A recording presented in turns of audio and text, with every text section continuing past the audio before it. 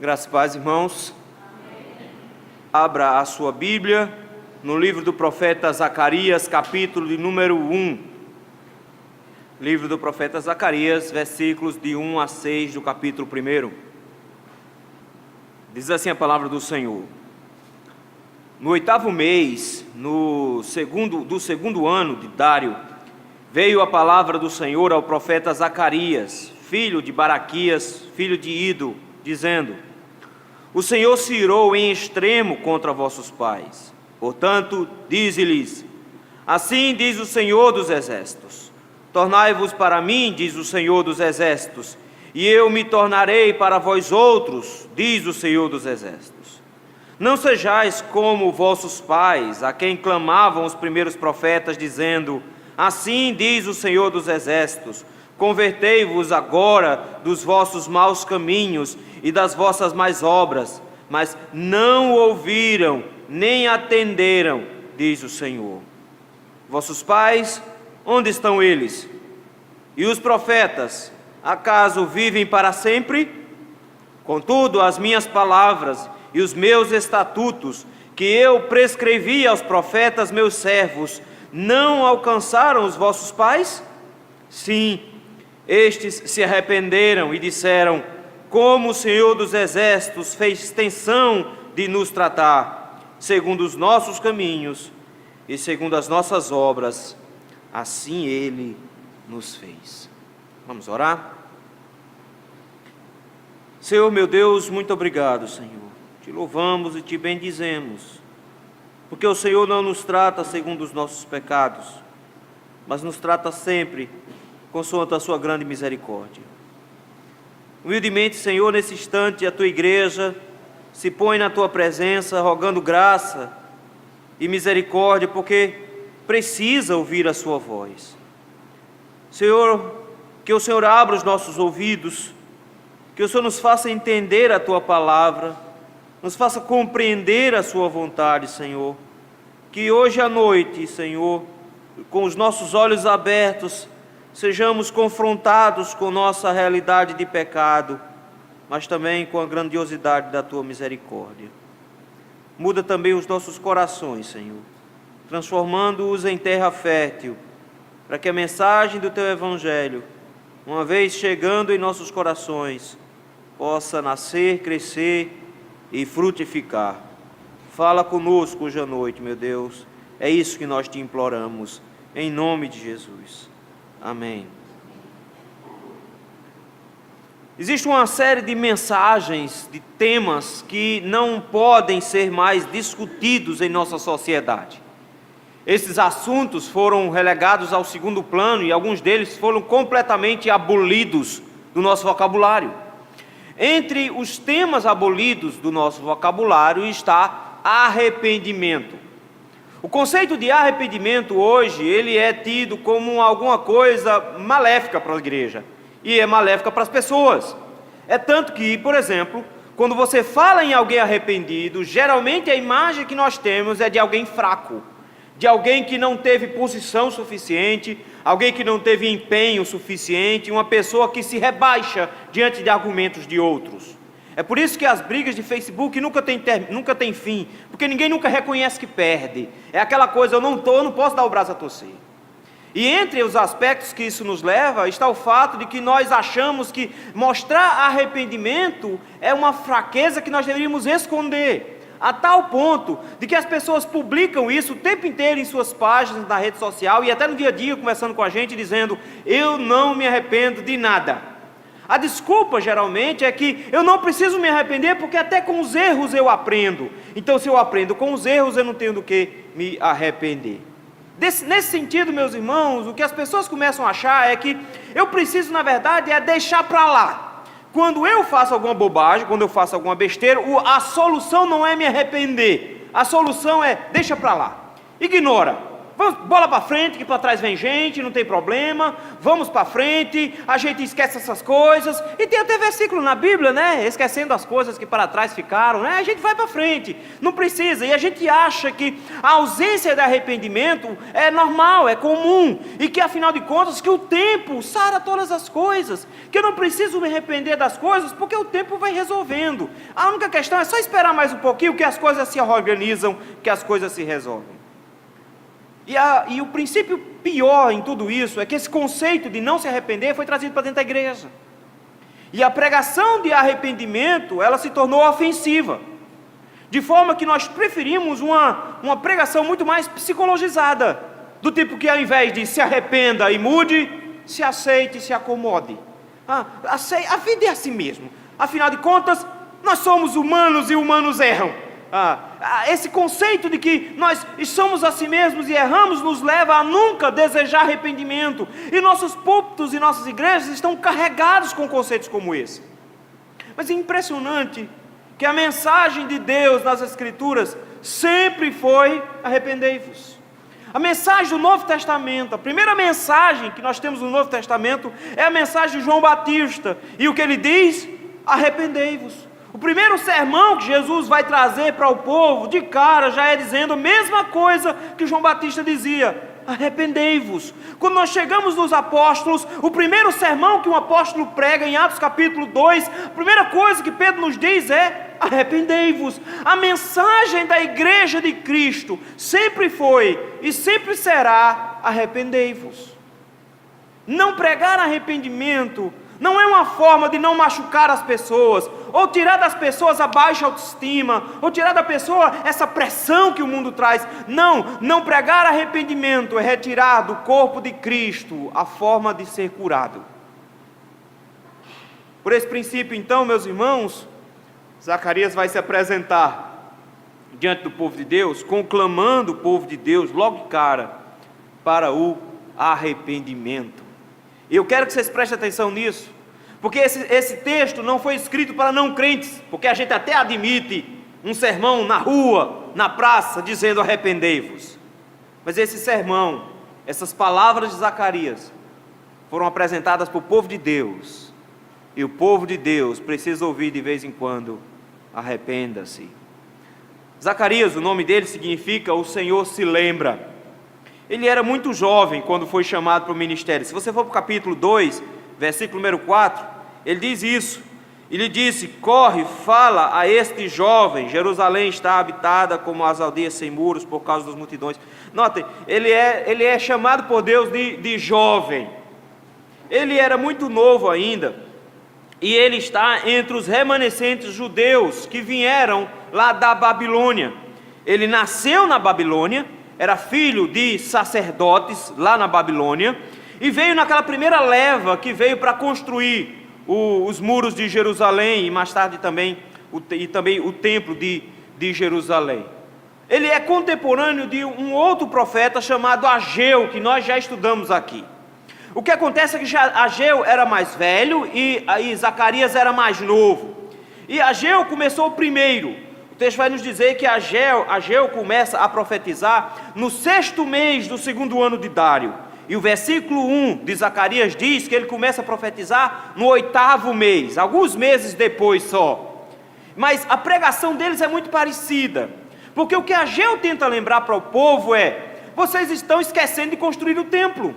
O que aconteceu na verdade é que o povo passou muito tempo, mais de 16 anos, sem continuar a obra, eles pararam. E o que Ageu veio a dizer foi: vocês precisam retomar o templo, vocês precisam retomar a construção. Zacarias vem trazendo uma coisa pelo outro ângulo.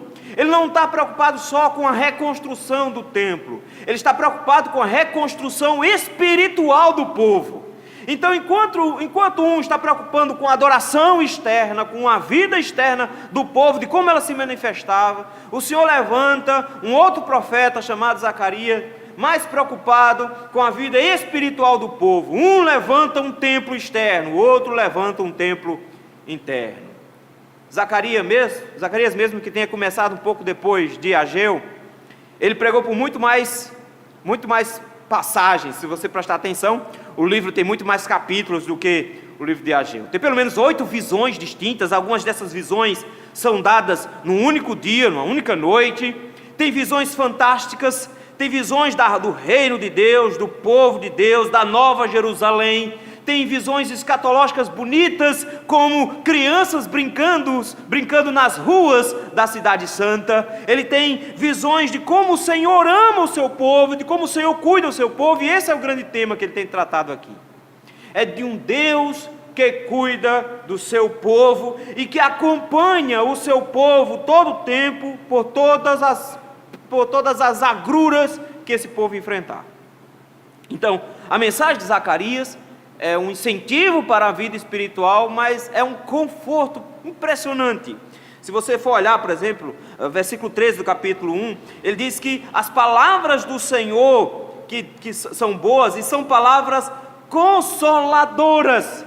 O que ele está tentando fazer nesse livro é consolar o povo. Se você chega no versículo 17 do capítulo 1, ele diz a mesma coisa. Ele diz que o Senhor ainda consolará Sião e ainda escolherá Jerusalém. Ele diz: eu estou escrevendo consolo, eu estou escrevendo conforto, para que o povo de Deus saiba que em tempos difíceis, que em momentos difíceis, o Senhor os acompanha em todo o tempo.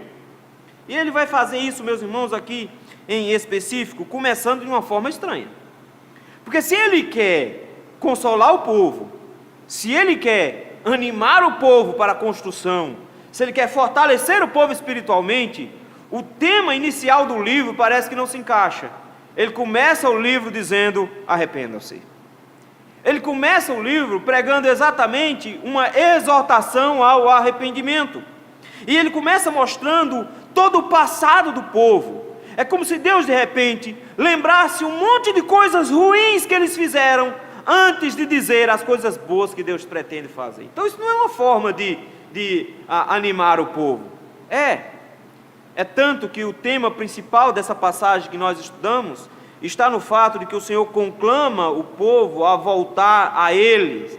Ele diz: tornai-vos a mim, diz o Senhor dos Exércitos, e eu tornarei a vós outros.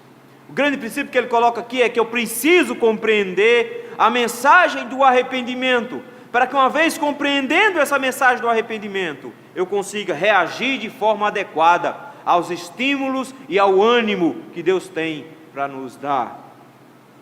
Só que, quando ele fala de arrependimento, ele vai nos lembrar de algumas verdades. A gente precisa ver isso hoje, que é o que nós vamos estudar. Quando o Senhor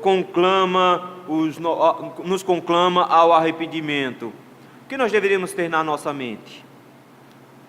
Quando o Senhor conclama ao arrependimento, nós devemos nos lembrar de que a palavra do Senhor, em primeiro lugar, deve ser levada a sério. Versículos de 1 a 4. Ele começa com uma breve apresentação, um versículo só, dizendo um pouco da família dele.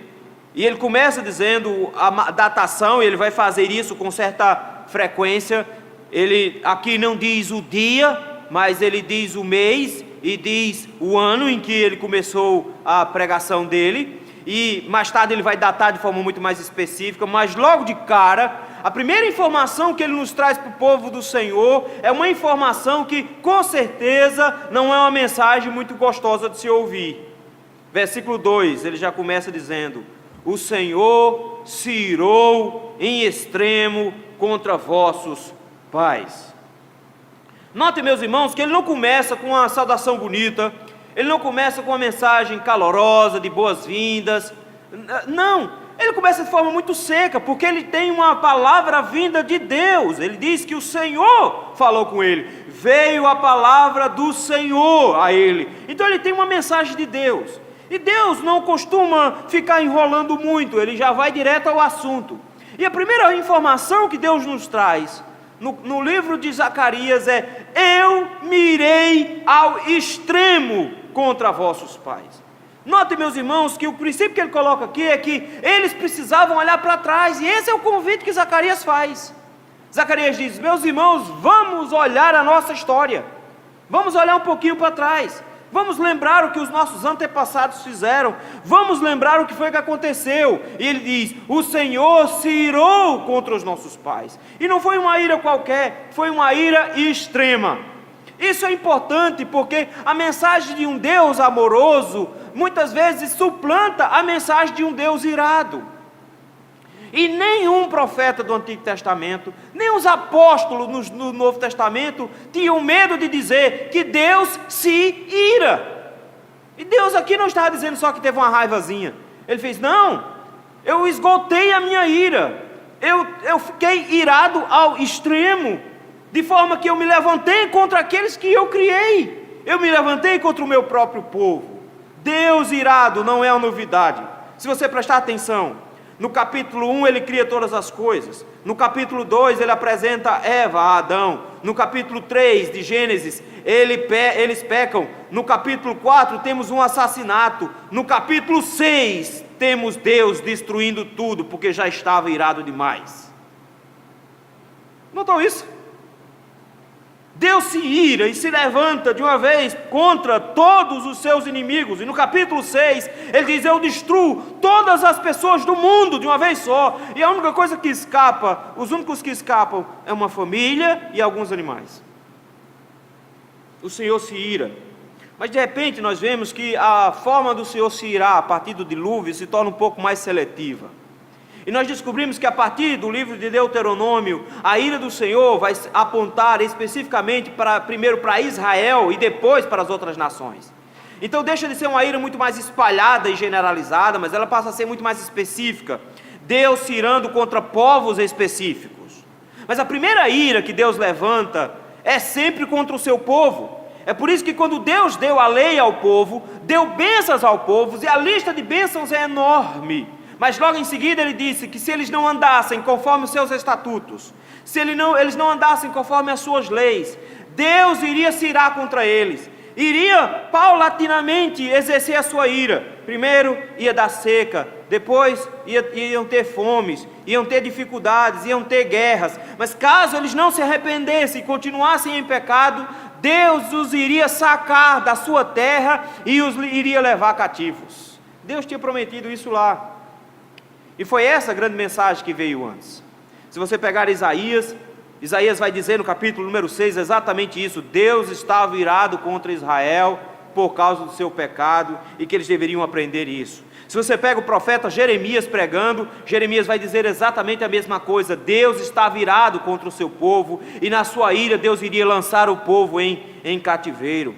Todas as mensagens que vieram antes sempre foi dizendo: o Senhor está irado contra o seu povo, se arrependam. O Senhor está irado, se arrependam. E ele diz: vocês precisam se lembrar de que isso tudo foi um ato de justiça da parte de Deus. Deus não foi injusto, Deus se irou contra o seu povo. E aqui eu quero que você preste atenção. O texto não diz que Deus se irou contra o pecado do povo. O texto diz que Deus está irado contra os vossos pais. E eu quero que você preste atenção, porque ficam pregando por aí que Deus ama o pecador, mas aborrece o pecado. Mas o que o texto está dizendo é que Deus não está virado contra o pecado. Deus está virado contra pessoas. Deus está virado contra os pais deles. É contra pessoas. Porque quando nós deixamos o pecado ser um ser abstrato, uma coisa fora de nós, que Deus tem ódio, mas que Ele olha para mim e que olha para os pecadores de um outro ângulo. Quando eu coloco o pecado fora de mim, eu não quero me responsabilizar pelo que eu faço. E o que Ele está dizendo é: eu estive extremamente irado contra os seus pais. Não foi só contra o que eles fizeram, mas foi contra eles que eu levantei. Porque no final das contas, Deus não vai levar o pecador para o céu e jogar o pecado dele no inferno. Deus vai jogar todo mundo junto no inferno. Pecados e pecadores. Ele diz: eu me iro contra os seus pais, eu me irei contra eles, eles pecaram. O grande testemunho que o Senhor nos traz aqui é que pecado não é uma coisa abstrata, era uma coisa bem concreta, e que Ele estava no coração desses homens, e que Deus se levanta para dizer: a geração passada de vocês foi um fracasso, foi uma desgraça. E por isso mesmo eu os enviei para o exílio. Por isso mesmo eu os mandei para a Babilônia. E eles ficaram lá. Vocês agora estão voltando. Ok, que coisa boa. Mas voltar da Babilônia para cá não torna vocês especiais. Trazer vocês da Babilônia para cá não torna vocês especiais. Porque na verdade o que vocês estavam fazendo lá era cumprindo a pena dos seus pais. Porque os seus pais foi que me provocaram a ira ao extremo. E eu, cumprindo minha palavra, mandei vocês, a família de vocês toda para lá. E agora que vocês voltaram, o simplesmente voltar não é o suficiente. Tem alguma coisa a mais que eu quero de vocês. Versículo número 3 ele diz: portanto, diz-lhes, assim diz o Senhor dos Exércitos. Se você for contar quantas vezes essa expressão Senhor dos Exércitos aparece, é imensa. Senhor dos Exércitos, aquele que comanda os céus e a terra, que tem um exército à sua disposição, aquele que tem um controle absoluto sobre todas as coisas, aquele que comanda todos os planetas e comanda todos os anjos, ele tem um exército a seu dispor. Esse Senhor é quem fala, e o tempo todo Deus vai se apresentar assim a Israel no exílio: eu sou o Senhor dos Exércitos, o Rei dos Reis, Senhor dos Senhores, aquele que comanda tudo com mão de ferro, onde até o próprio coração do Nabucodonosor está na minha mão, e eu o guio para o lado que eu quiser. Eles, quem é que está falando? O Senhor dos Exércitos. O que é que ele está dizendo? Tornai-vos para mim. Isso aqui eu acho fantástico, meus irmãos, porque ele não chega dizendo: tornem para a lei, torne para o templo, torne para a religião, torne para a antiga maneira de viver. Ele diz: não, vocês têm que tornar é para mim. O princípio aqui, meus irmãos, não era que eles tinham que tornar para um modelo de vida, para um estilo de vida, eles tinham que tornar para um relacionamento. O que aconteceu, que no versículo 2 Deus está dizendo: vocês quebraram a aliança. Versículo 3 ele está dizendo: reativem a aliança, renovem a aliança, voltem para se relacionar comigo, voltem para se encontrar comigo. Eu tenho um compromisso com vocês, vocês precisam ter compromisso comigo. Não é um princípio religioso, é um princípio de relacionamento. O que ele está dizendo é: voltem para mim.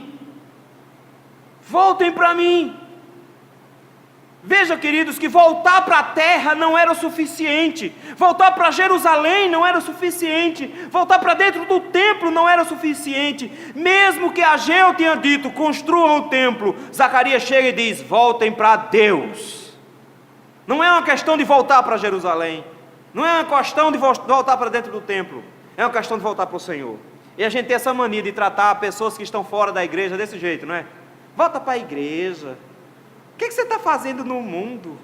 Volta para a igreja. Não, meu filho, se ele voltar para a igreja, ele continua a passos largos para o inferno. Ele não tem que voltar para a igreja, ele tem que voltar para Deus. É para Ele que ele tem que voltar. E o que o Senhor diz aqui não é que volte para Jerusalém, volta para a igreja. Ele está dizendo: volte para mim, tornem para mim, diz o Senhor dos Exércitos. Mas isso não é o suficiente, porque tornar para alguém que está com raiva de você pode ser um risco enorme. Jacó soube disso. Quando Jacó estava voltando para a terra, tentando reconciliar-se com o irmão, ele ficou bem assustado, preocupado. E o motivo é simples: você pode ter um interesse sincero em reconciliar, você não sabe como é que vai ser recebido. Ele foi meio covarde, colocou a família na frente para morrer primeiro que ele, mas tudo bem.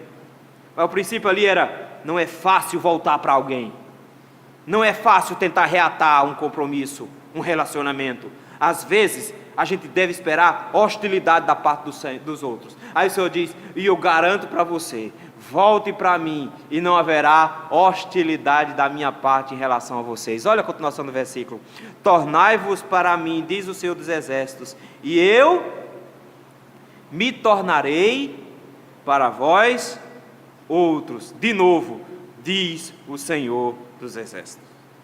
Em um único versículo, 2 vezes ele está colocando a palavra dele em xeque. Em primeiro lugar ele diz: quem está falando é o Senhor, voltem. Ele termina dizendo: quem está falando é o Senhor, eu vou receber vocês. Isso aqui, meus irmãos, ao invés de ser uma mensagem ruim, isso é uma mensagem belíssima. É o Senhor dizendo: os seus pais fizeram uma besteira enorme, Eu fiquei muito irado com eles. Eu os puni de forma duríssima. Eu praticamente extingui Israel. Mandei Israel inteiro para a Babilônia. Eu os fiz ficar presos por 70 anos. E vocês estão voltando agora. Voltem para mim e eu recebo vocês de volta.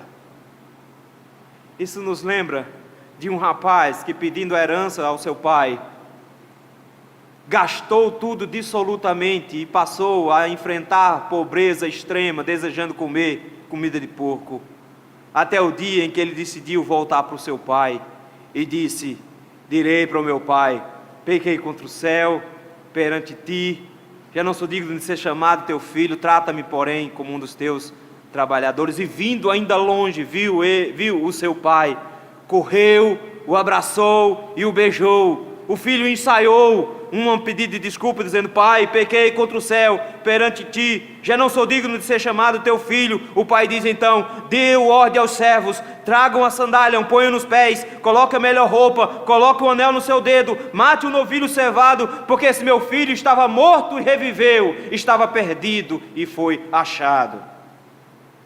O grande princípio aqui é que Deus está dizendo: eu os recebo de volta de braços abertos. Vocês foram terríveis. Eu fiquei muito irado com vocês.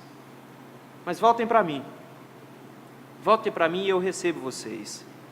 Fica a advertência do versículo número 4, meus irmãos. Porque de repente ele agora toma emprestado uma série de outros textos. E em específico aqui ele começa a trazer textos de Jeremias capítulo 35, Jeremias 18, Jeremias 25. E ele começa dizendo: vocês precisam se converter.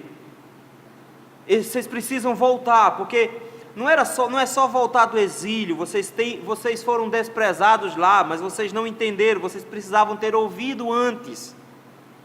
E ele traz à memória os pais para dizer: quando eu os adverti, eles não ouviram, mas agora eu estou chamando vocês têm a chance de mudar a situação que seus pais produziram. Versículo 4 ele diz: não sejais como vossos pais, a quem clamavam os profetas, dizendo: assim diz o Senhor dos Exércitos. A mesma mensagem do versículo 3: convertei-vos agora dos vossos maus caminhos e das vossas más obras. Ele está dizendo: a mensagem que é dada a vocês é a mesma mensagem que foi dada aos seus pais. No entanto, os profetas que falaram lá atrás não foram ouvidos, versículo número 4, mas eles não ouviram, nem me atenderam. E eu quero que vocês prestem atenção, quando ele diz que eles não ouviram, ele não está dizendo que eles não ouviram o profeta, ele está dizendo porque quando o profeta falava, Deus falava. Então eles não deram ouvidos, foi a Deus. Deus estava dizendo: eu dei chance a eles, eu dei oportunidades a eles, eu proclamei a mensagem por meio de Isaías, eu proclamei a mensagem por meio de Jeremias, eu anunciei dizendo que eles deveriam se arrepender, eu disse que eles deveriam se converter dos maus caminhos, eu disse que eles deveriam mudar. No entanto, o que eles fizeram? Eles se mantiveram firmes em seus pecados, não ouviram a minha voz, e porque não ouviram a minha voz e não me atenderam, foram parar no exílio. Notou que Deus está dando uma ameaça aqui? Isso é uma ameaça muito carinhosa, é bem verdade. É uma ameaça de pai, do tipo: está lembrado que você tomou uma surra por causa disso, faz isso de novo não. É uma ameaça paterna, mas é uma ameaça bem séria. Ele está dizendo: os seus pais pagaram o preço por não ter me ouvido. O que é que eu estou dizendo para vocês agora? Voltem para mim, voltem para mim, vamos reatar um relacionamento. Arrependam-se do que aconteceu no passado, mudem de vida, convertam-se, sejam novas pessoas. E nesse novo relacionamento, ele diz: vocês vão ser diferentes dos seus pais, porque afinal de contas, seus pais não me ouviram e passaram 70 anos no exílio por causa disso. Isaías, meus irmãos, capítulo 2, capítulo 3, capítulo 5, capítulo 29, diz essas palavras aqui: arrependei-vos, convertei-vos agora dos vossos maus caminhos. E ele conclamava a liderança de Israel, dizendo: convertei-vos dos seus maus caminhos. Jeremias havia chorado ao advertir Judá e Jerusalém, dizendo que eles deveriam converter-se dos seus maus caminhos, mas eles não se converteram. 2 Crônicas, capítulo 36, nos dá o relato do que aconteceu. Ele diz assim: O Senhor Deus dos seus pais, começando de madrugada, falou por intermédio dos seus mensageiros, porque se compadecera do seu povo e da sua própria morada. Eles, porém, zombavam dos mensageiros, desprezavam as palavras de Deus e mofavam dos seus profetas, até que subiu a ira do Senhor contra o seu povo, e não houve remédio algum. Notou? Ele está dizendo, era assim que seus pais se portavam. Notem a pressa do Senhor, diz, de madrugada já tinha profeta dizendo, de madrugada o Senhor já estava falando com o seu povo, eles mal o sol nascia, já tinha profeta do Senhor mandando o povo se arrepender, mas ao invés de se arrepender eles não ouviram. Pior, o texto nos diz que eles mofavam, que eles ficavam com brincadeira, que eles faziam galhofa da pregação dos profetas, não atenderam até que não houve mais remédio. Entendam, primeiro ato de juízo de Deus para com seu povo é mandar profetas. Segundo ato de juízo da parte de Deus ao seu povo é não permitir que os seus profetas sejam ouvidos. Capítulo 1 de Jeremias. Eu te mandei para pregar, mas eles ouvirão e não entenderão, não vão compreender, não vão te dar ouvidos. Terceiro ato de Deus em juízo, Deus condena sem remédio aqueles que são ímpios. Ele chega agora e diz, vocês precisam entender isso, vocês precisam entender que o Senhor os conclamou ao arrependimento, e que vocês deveriam ter levado a sério a pregação, vocês deveriam ter levado a sério os profetas do Senhor, mas eles não levaram a sério os profetas naquela época, e pecaram e se mantiveram em pecado contra Deus, e Deus os clamou por arrependimento. Deus chamou desde madrugada para que eles se arrependessem. Eles brincaram e ficaram de brincadeira com os profetas e não atenderam, até que quando não houve mais remédio, o Senhor os mandou para a Babilônia. O Senhor chega agora e diz, não façam isso não. Levem a palavra de Deus a sério. Irmãos, Tiago nos adverte em seu capítulo 1 de que é possível ser ouvinte e um ouvinte negligente. O ouvinte negligente é aquele camarada que está todo domingo na igreja, ele não perde um culto, ele está lá para todas, mas ele tem um canal que liga um ouvido ao outro, e o que entra pelo ouvido direito, sai pelo ouvido esquerdo. Ele diz, esse ouvinte negligente, ele não modifica a sua vida, ele pega algumas coisas, ele até guarda algumas coisas, mas ele não transforma isso em dia, ele não transforma isso no dia a dia dele, pelo contrário, ele é como um homem que vai para o espelho, olha para a cara dele, e logo depois volta o rosto e se esquece de quem ele era. Eu duvido que você se lembre como é seu rosto. A gente não lembra, a gente não olha para ele todo dia, mas a gente não lembra. Ele diz, é assim que é o ouvinte negligente, olha para o rosto, depois vira as costas e já esqueceu.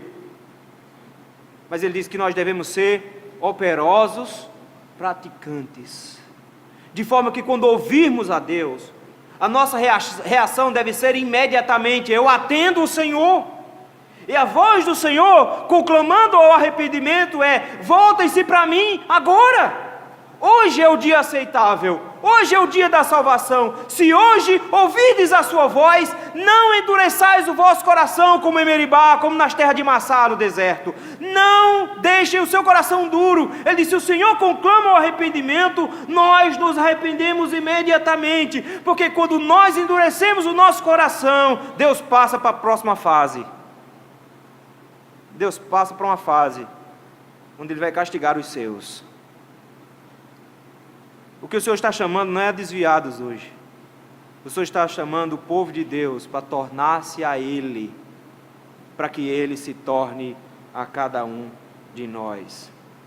Quando o Senhor conclama ao arrependimento, nós devemos nos lembrar, em segundo lugar, que a palavra do Senhor permanece de pé. Versículos 5 e 6. A gente tem uma mania boba de achar que os olhos não veem, o coração não sente. Se eu ignorar, as coisas desaparecem. A gente costuma pensar o seguinte, pequei contra o Senhor, deixa eu tirar isso da minha cabeça, porque não adianta eu ficar me remoendo, não adianta eu ficar chateado, eu já fiz mesmo, deixa eu tirar isso da minha cabeça que é melhor. E a gente acha que tirar da cabeça é ser perdoado, porque se eu não sentir, eu não tenho mais pecado, Deus já me perdoou. Mas a Bíblia diz exatamente o oposto, que o pecado que será perdoado não é o pecado que é esquecido por mim, é o pecado que é esquecido por Deus. Que quem tem que esquecer o meu pecado não sou eu, quem tem que esquecer o meu pecado é o Senhor. E que a única maneira dele esquecer o meu pecado é que se eu me arrepender e confessar o meu pecado. Se confessarmos os nossos pecados, Ele é fiel e justo para nos perdoar os pecados e nos purificar de toda injustiça. Mas se nós não confessamos o nosso pecado, se nós preferimos esquecer que fizemos, se nós preferimos deixar para lá o que nós agimos de errado, se nós achamos que o passado ficou para trás e ninguém mexe nesse lixo, nós estamos cometendo um erro gravíssimo, porque de repente o Senhor diz para Israel: eu me lembro, e vocês deveriam se lembrar também, porque eu não volto atrás no que eu digo. Veja versículo 5. Ele faz uma pergunta bem simples, na verdade é uma pergunta dupla, que chega à mesma resposta. Ele começa perguntando, dizendo: vossos pais, onde eles estão? Essa pergunta é fácil de ser respondida, só tem 2 lugares onde eles poderiam estar. Lugar de número 1, eles podiam estar ainda na Babilônia. Eles sabiam disso. Muitos não voltaram, muitos ficaram na Babilônia. Alguns não voltaram, não foi por falta de vontade, foi por falta de força física. Muitos deles estavam velhos demais para voltar. E muitos pais ficaram para trás por não ter mais forças para encarar a batalha, a empreitada que era reconstruir uma cidade, reconstruir um país. Isso não é coisa para velhos, isso era coisa para jovens. Por isso os mais velhos não tinham mais força, não continham mais resistência física, nem para fazer a viagem, nem para aguentar o tranco que ia ser lá, que ia ser difícil. Eles começaram tudo do zero, eles tiveram que plantar tudo do zero, eles tiveram que construir tudo do zero. Não era uma situação fácil. Onde estão seus pais? Alguns ainda estão presos na Babilônia, ainda estão no exílio. Mas existe um segundo lugar onde alguns dos pais deles já estavam mortos. Diz: onde é que estão seus pais? A maioria morreu. Foi exatamente isso que aconteceu. Na verdade, a grande maioria morreu na invasão. A grande maioria morreu quando a própria Babilônia matou antes de levar para o exílio.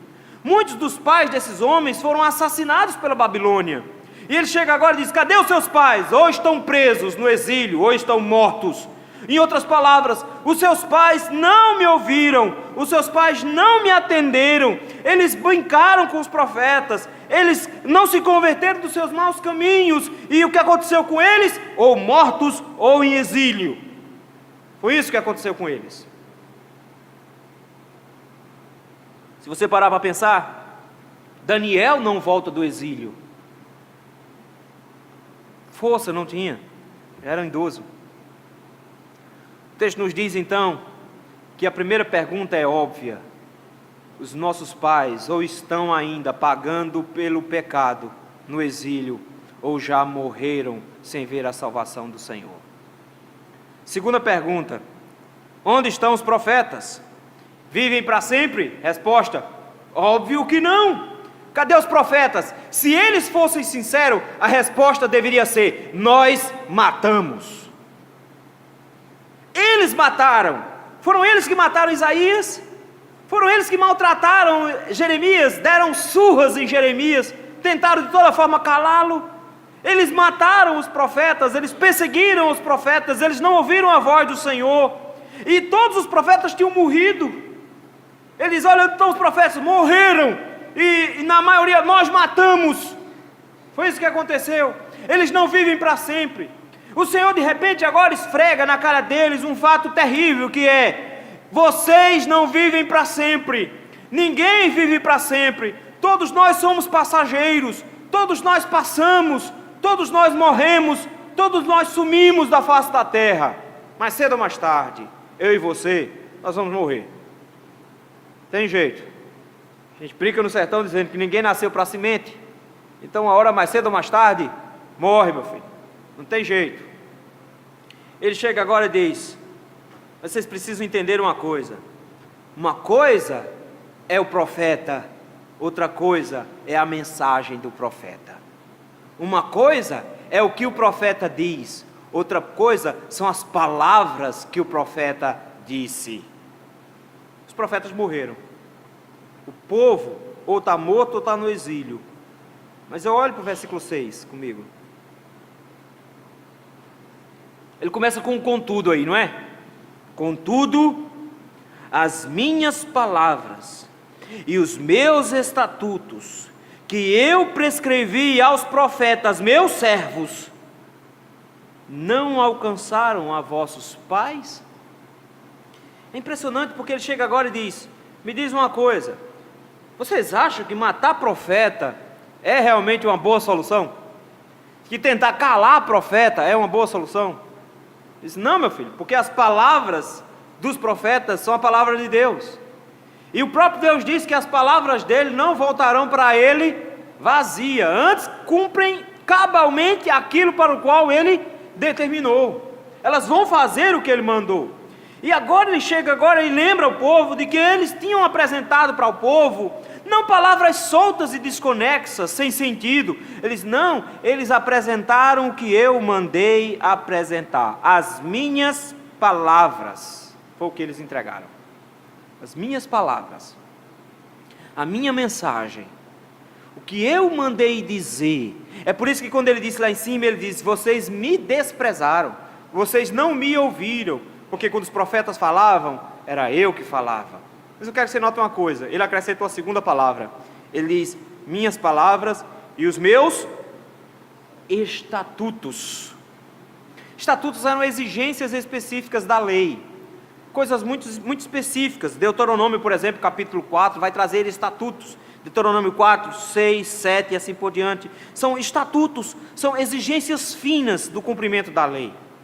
Ele está dizendo: eu fiz com vocês uma aliança, e fiquei lembrando a vocês o tempo todo essa aliança por meio dos profetas, e eles anunciaram as minhas exigências, eles anunciaram o que eu requeria de vocês, eu disse a vocês o que eu queria. Mas isso surtiu algum efeito em seus pais? Isso alcançou os seus pais? A resposta é sim, alcançou os seus pais. Eu quero que você preste atenção nessa palavra, exatamente essa palavra, a palavra para alcançar aí no texto.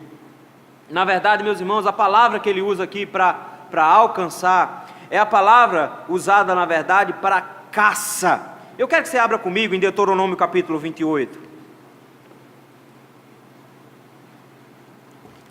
E vocês vão ver de onde ele arrastou essa palavra alcançar aí.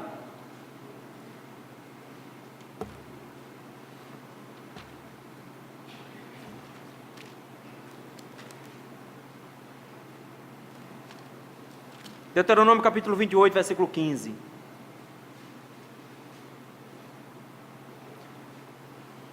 Olha aí. Será, porém, que se não deres ouvidos à voz do Senhor teu Deus, não cuidando em cumprir todos os seus mandamentos e os seus estatutos que hoje te ordeno, então virão todas estas maldições sobre ti e te alcançarão. Vai para o versículo 45. Todas estas maldições virão sobre ti e te perseguirão e te alcançarão, até que sejas destruído, porquanto não ouvistes a voz do Senhor teu Deus, para guardares os mandamentos e os estatutos que te ordenou. Está vendo o que é que Zacarias está puxando? Ele está dizendo: na verdade, os seus pais receberam o que eu prometi. O que foi que eu prometi? Cumpra os meus estatutos, cumpra a minha lei, ande nos meus caminhos, vocês serão abençoados. Esqueçam os meus estatutos, quebrem a minha lei, me desobedeçam, e todas as maldições que eu trouxe aqui virão a você. E tem mais, não adianta fugir não. Isso aqui é terrível, porque a imagem é de um lobo perseguindo a sua vítima, e procurando e caçando essa vítima até encontrá-la, e no momento que a encontrar, vai despedaçá-la. Então só tem-se uma certeza quando uma matilha de lobos começa a perseguir alguém: a única certeza que se tem é: que hora eu vou morrer.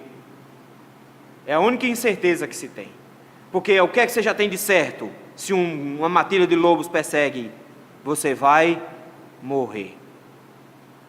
É isso que ele está dizendo. O Senhor perseguiu vocês. O Senhor caçou vocês como quem caça um animal. E o Senhor encontrou vocês. E quando Ele encontrou vocês, Ele destruiu vocês. O que o Senhor chega agora a dizer é: vocês acham que minhas palavras passaram? Eu avisei por meio dos profetas, eu anunciei, eu disse para eles, eu fiquei explicando o tempo todo: não me desobedeçam, andem dos meus caminhos, façam o que eu mandei. Eles não me ouviram, eles não me atenderam, eu cacei-os. Eu os cacei, eu os encontrei, eu os destruí. Vocês achavam o quê? Que minha palavra não ia caçar vocês? Vocês achavam que eu não ia encontrar vocês? Ah, meus irmãos, os crentes têm a lerda ilusão, como criança, de que se esconder debaixo da cama é suficiente. A gente fica feito um menino: se for fechar os olhos, ninguém vai me ver. O Senhor, na verdade, nos encontra por causa do nosso pecado. O próprio Davi entendeu isso. Ele disse: suba aos céus, lá estás. Se deixa ao mais profundo abismo, lá estás também. Não é possível fugir do Senhor. Ele vai nos encontrar. Fechar os olhos para o nosso pecado não nos garante segurança. Não nos garante segurança. O Senhor nos conclama imediatamente a rever, porque uma vez que os profetas falam, Ele diz: não tem outra saída, não tem outra, eu vou encontrar vocês. É por isso que ele termina o versículo 6 dizendo assim: sim, estes se arrependeram. Ah, pastor, o que é isso? Lá em cima ele disse: eles me ouviram, mas eles ouviram os profetas, mas não me deram ouvidos, eles não me atenderam, então eles não se arrependeram. Ah, pastor, como é que no versículo 6 diz que eles se arrependeram? Sim, meu filho, eles se arrependeram quando eles chegaram no exílio. Quando eles viram a Babilônia entrando, adivinha o que aconteceu? Eles se arrependeram. Quando eles viram os seus parentes sendo mortos à espada, adivinha o que aconteceu? Eles se arrependeram. Quando eles foram arrastados cativos para a Babilônia, adivinha? Eles se arrependeram. Mas o que é que o Senhor está dizendo aqui? Tem arrependimentos que chegam tarde demais. Sabe qual é o lugar onde tem mais convertidos no mundo? Não é nas igrejas, é no inferno. Todas as pessoas que estão no inferno estão arrependidas. Todas elas estão em profundo arrependimento. Mas o arrependimento que acontece depois da morte não conta. Eu preciso me arrepender agora. É por isso que ele diz: eles se arrependeram, mas eles se arrependeram tarde demais. Eles já estavam em juízo, eles já estavam em condenação, eu já os tinha mandado cativos, não tinha mais. A palavra os encontrou, eles foram pegos, eles foram destruídos, eles se arrependeram e disseram: como o Senhor dos exércitos fez tensão de nos tratar, segundo os nossos caminhos e segundo as nossas obras, assim Ele nos fez. Ele está dizendo: nós nos arrependemos. É por isso que no capítulo 9 de Daniel, Daniel diz: ao Senhor pertence a justiça, a nós porém o corar de vergonha, como hoje se vê, aos nossos reis, aos nossos príncipes, aos nossos povos. O que Daniel está fazendo é: Senhor, nós confessamos, nós nos arrependemos, nós fizemos isso, Babilônia é o nosso lugar, esse aqui, cativeiro, é o que nós merecemos, nós pecamos contra o Senhor, mas era tarde. Era tarde. Eles já estavam em condenação. O que o Senhor está dizendo é: cuidado, você vai se arrepender. É melhor que seja agora do que quando for tarde demais. Porque minha palavra vai alcançar as pessoas, querendo ou não. E quando eu os alcançar, eles vão se arrepender. Mas pode ser que eles se arrependam fora do tempo e não sirva mais. Que coisa terrível, meus irmãos, deve ter sido para aqueles homens lá. Que coisa terrível deve ter sido para eles saber que não tinha volta, que eles iam ter que passar 70 anos lá e que muitos deles não iam ver mais Jerusalém. Que coisa terrível foi para eles ver, como foi para Jeremias chorando, ver o templo sendo destruído, ver os presentes do templo sendo levados. como foi terrível ver tudo aquilo. Mas pior do que ver Jerusalém caindo, é se você mais tarde abrir os olhos no inferno. Pior do que ver a destruição de Israel, é se mais tarde você abrir os seus olhos e estiver num lugar onde você vai saber, a primeira informação que vai vir na sua cabeça é: o pastor disse que Deus me mandou me arrepender, e eu não me arrependi, e agora não tem mais solução. Essa é a pior informação do inferno. É que a primeira imagem que você vai ter foi das oportunidades que você não aproveitou para se arrepender.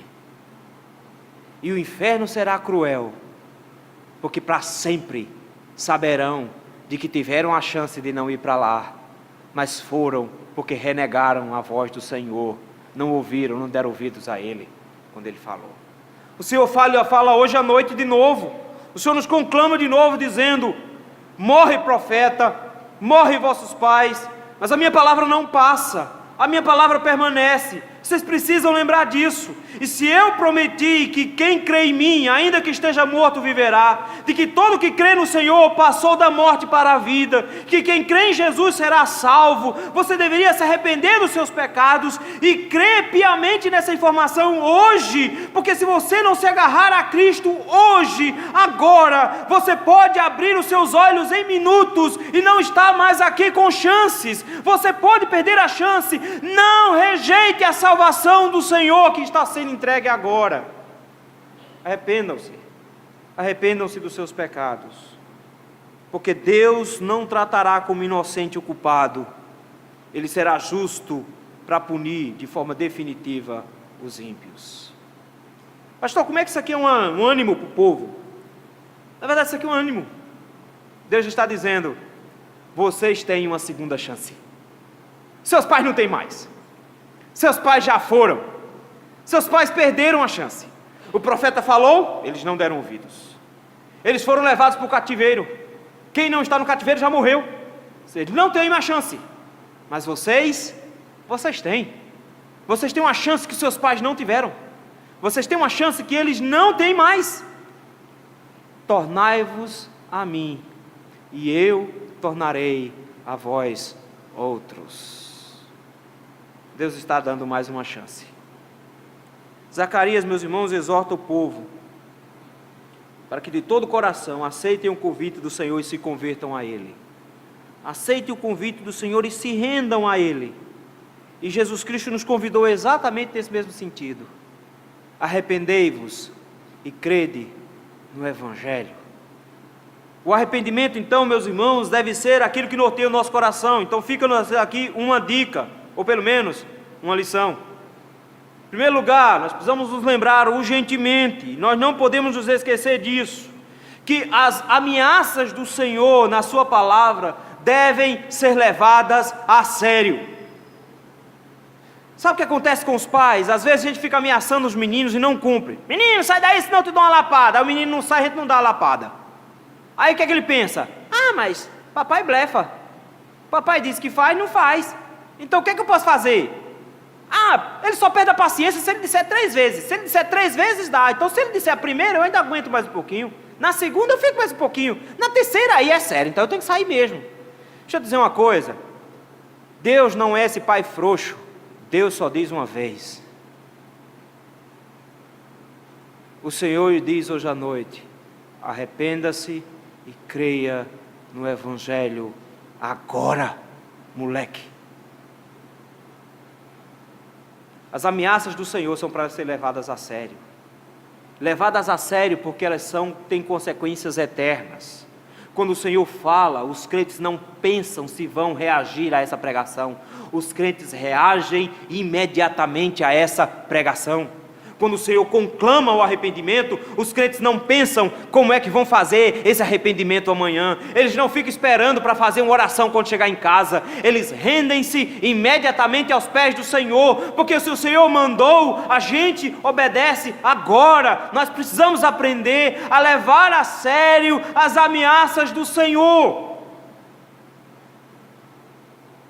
E principalmente, levar a sério a ameaça do Senhor, porque Deus não joga palavras fora, Ele não blefa, a palavra dele permanece em pé. Quando Ele diz que vai ter misericórdia, Ele diz: eu tenho misericórdia até 1000 gerações daqueles que me amam. É por isso que Davi, no Salmo de número 23, termina dizendo: bondade e misericórdia certamente me seguirão, me perseguirão, me alcançarão todos os dias da minha vida. Notou as palavras? Perseguir, alcançar, chega. Eu vou ser agarrado pela misericórdia para onde eu for. Mas Ele nos adverte que se nós não obedecermos os seus mandamentos, se nós quisermos continuar andando longe dele, as maldições que ele prescreveu na sua palavra estão valendo, estão de pé, e elas vão nos caçar, vão nos perseguir, vão nos conquistar e vão nos destruir. Tema-o ao Senhor, porque Ele não blefa, Ele não está falando de brincadeira. O Senhor te conclama ao arrependimento agora. O Senhor te conclama a curvar-se diante dEle agora e dizer: Senhor, me perdoe, Senhor, não só pelo que eu fiz, me perdoe pelo que eu sou. Sou mais de 40 anos pecando contra o Senhor, sou mais de 40 anos infringindo a sua lei, te desobedecendo. Senhor, tem misericórdia de mim. Senhor, eu preciso urgentemente me esconder por trás da cruz de Cristo. Se esconda detrás de Jesus, hoje à noite, antes que seja muito tarde. É isso que o Senhor nos conclama. Arrependimento, definitivamente, não é uma mensagem que o mundo hoje gosta de ouvir. Definitivamente, não é uma mensagem que tem sido muito pregada em muitas igrejas. E você pode até ter escrito no Facebook que não se arrepende de nada do que fez na sua vida. Mas é melhor se arrepender agora diante de Cristo do que ter uma eternidade inteira sem Facebook para dizer: eu agora me arrependo. É melhor se arrepender agora diante de Cristo e confessá-lo como seu Senhor e rogar a Ele perdão pelo seu pecado, do que ter uma eternidade inteira só ouvindo em seu coração: eu te avisei, você não me atendeu, agora não tem mais saída, eu te alcancei e vou te destruir. Eis o convite do Senhor hoje à noite: arrependei-vos e crede no Evangelho para a salvação das suas almas. Vamos orar? Senhor, o teu povo aqui presente te agradece, Senhor, por mais uma chance em ouvir essa mensagem.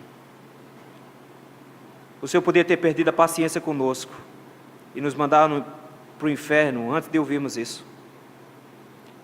Mas o Senhor mais uma vez nos deu a oportunidade de ouvirmos que nós temos que nos arrepender. Quebra o nosso coração, Senhor. Quebra o coração dos crentes aqui presentes. Para que essa mensagem, Senhor, me leve a me arrepender profundamente dos meus pecados. E me conduza urgentemente aos pés de Jesus Cristo. E que na obra de Cristo eu seja aqui perdoado dos meus pecados pela minha confissão, pela obra de Cristo na cruz do Calvário. Tenha minha aliança com o Senhor renovada, e seja assim, meu Deus, conduzido pela Tua mão, nesse novo e vivo caminho de Jesus Cristo. Conduz-nos, ó Senhor, e pelo Teu Espírito Santo, anima o nosso coração ao arrependimento, à confissão, e nos faz abraçar o perdão que o Senhor nos garantiu, no nome de Cristo Jesus. Amém.